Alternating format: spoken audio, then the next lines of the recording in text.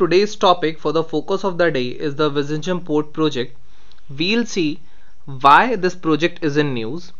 Then we'll see what is the project, its importance for India, and why the people and mainly the fisher folk have been protesting against this port, development of this port.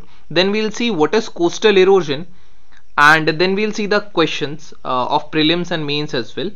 So now we'll move on to our next slide. Then we'll see why is this in news. So basically, Vizhinjam has been on the boil for the past 4 months with protesters, mainly fisher folk and their families are protesting against it. And they have also claimed that around 300 more than 300 families have been affected by this port project. And the government recently cleared its stance that they'll not stop the project. So we'll see what is the importance for this project for India. This project is located on the southern tip of the Indian peninsula, which is just 10 nautical miles from the major international sea route and the east-west shipping axis, and with a natural water depth of more than 20 meters within a nautical mile from the coast. The Vizhinjam port is likely to play a pivot role in the maritime development of the country and Kerala. This port is expected to leverage the growth of the minor ports in the nearby area and other regional ports as well, which will create thousands of employment opportunities for the people living in this region.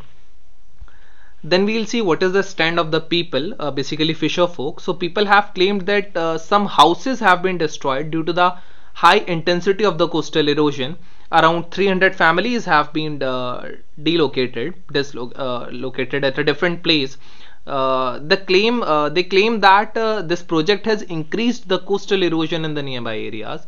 They have demanded rehabilitation package for the fisher folk and subsidized kerosene for their boats as well. But the government has made it clear that it will not stop the project as it is having a good economic effect on that region. Now we'll see what is coastal erosion.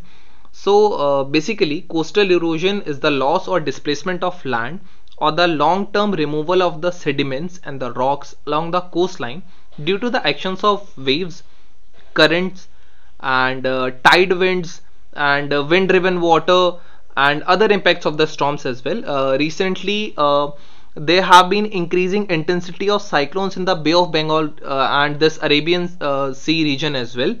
So the Kerala government has made it clear that the erosion is due to the climatic changes and it would not halt the project. The risk of the coastal erosion includes property damage and degradation of the plant and animals and habitats and loss of land. Now we'll go to our prelims question. So the question is that which of the following processes might cause coastal erosion?